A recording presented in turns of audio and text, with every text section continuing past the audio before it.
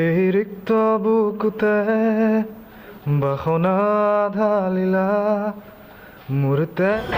নমস্কাৰ, স্বাগতম জনাইছোঁ প্ৰাগজ্যোতিষপুৰ লাইফত। মই থুনবি আৰু এই মুহূৰ্তত মই উপস্থিত আছোঁ বঙাইগাঁৱৰ দেউৰীপাৰাত ৰঙালী বিহু আৰু বিচুৱা উদযাপন সমিতিত যি বিশেষ আকৰ্ষণ শংকুৰ ৰাজকোঁৱৰ আছিলে আৰু যিখন মঞ্চত আহিবলগীয়া আছিলে শংকুৰ ৰাজকোঁৱৰ, আৰু আমি বৰ্তমান এইখন মঞ্চত আহিছোঁ।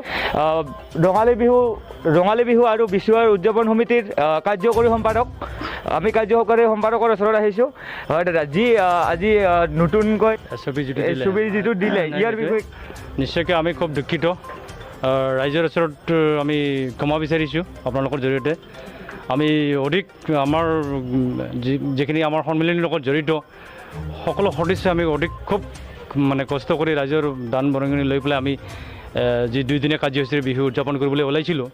কিন্তু হঠাতে আজি যি 3টা বজাত আমি অসম চৰকাৰৰ যি SOP অৰ্ডাৰ এখন পালোঁ, তাত নিৰ্দেশনাত এনেকৈ দিয়া আছে যে 400 মানুহ ভিতৰত আমি সমাগম কৰি পেলাই বিহু ইয়াত উদযাপন কৰিব লাগিব। তো আমি চিন্তা কৰি চালোঁ আৰু আগে পিছে ইয়াত যিটো মানুহ সমাগম ঘটে সেইটোৰ ওপৰত লক্ষ্য কৰি চালোঁ যে ইয়াত 400জন মানুহৰ ভিতৰত কাৰ্যকৰী সেই কাৰ্যক্ৰম চলাই লৈ যোৱাত অসুবিধা হ'ব। গতিকে আমি চিন্তা কৰিলোঁ যে ইয়াত অতি কমেও 10-15 হাজাৰ মানুহটো আগৰ পিছে হৈ থাকে। তো এইবাৰ যিটো শংকুৰাজ কোঁৱৰ আৰু মৈত্ৰী পাটৰৰ যিটো জনপ্ৰিয়তা আমি দেখিছোঁ যে ইয়াত বহুত অধিক মানুহ গোট খাল হয়। তো আমি চৰকাৰৰ যি নীতি নিৰ্দেশনাৰ ওপৰত সন্মান জনাই আমি দেউৰীপাৰা বিচু আৰু ৰঙালী বিহু সন্মিলনীয়ে এই কাৰ্যসূচী আজি বাতিল কৰিবলৈ বাধ্য হ'লোঁ।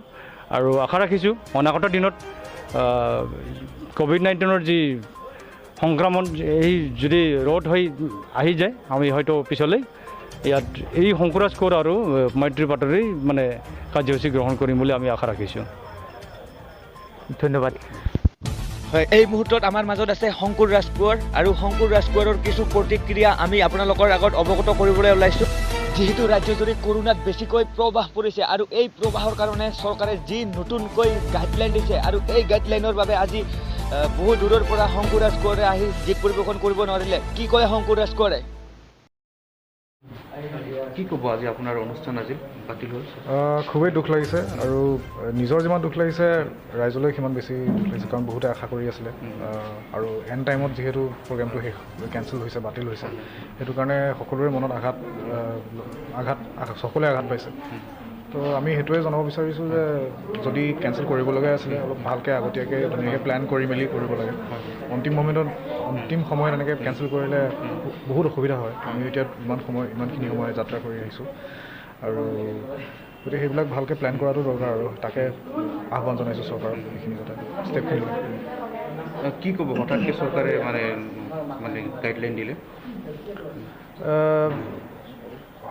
হঠাৎ আগতীয়াকৈ অলপমান জনা হ'লে ভাল হয় বস্তুবিলাক। দুখ লাগি আছে ন? দুখ লাগিবই। হয় হয়, ঠিক আছে। যিহেতু আমাৰ দৰ্শকবিলাকে চাই আছে, অকণমান গাব নেকি আপোনাৰ গানটো অলকানন্দা? এই ৰিক্ত বুকুতে বাসনা ঢালিলা মোৰ তেজে তেজে শিৰে শিৰে বোৱালা প্ৰেমৰ Alaknanda. Thank you so' much.